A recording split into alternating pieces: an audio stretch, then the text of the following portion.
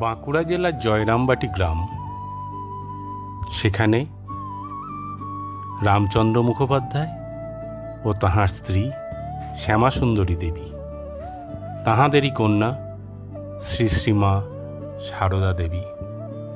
শ্রী শ্রী মায়ের কথাই বলিতেছি।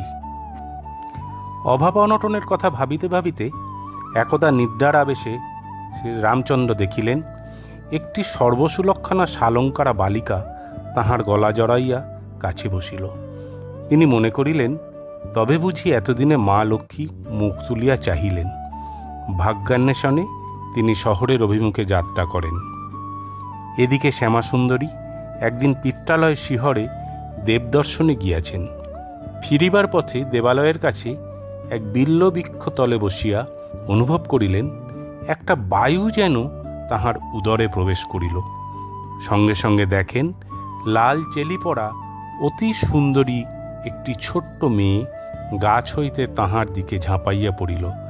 কোমল বাহু দুটি দিয়া পিঠের দিক হইতে তাহার গলা জড়াইয়া ধরিয়া বলিল, আমি তোমার ঘরে এলাম মা।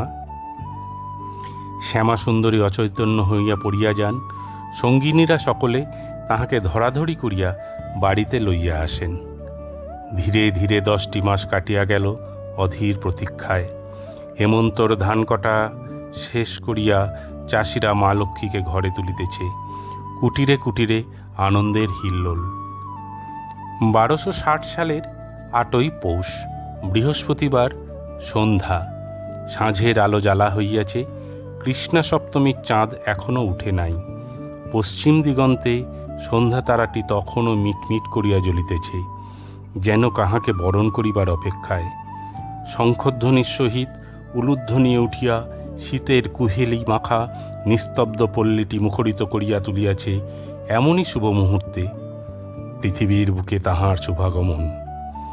সংবাদ পাইয়া প্রতিবেশী মেয়েরা ছুটিয়া আসিল শ্যামাসুন্দরীর সদ্যজাতা কন্যা দেখিতে। পূর্ব স্বপ্ন কথা স্মরণ করিয়া রামচন্দ্র ভাবিতে লাগিলেন, লক্ষ্মীবারের পূর্ণ সন্ধ্যায় এ কে এলো আমার কুটিরে?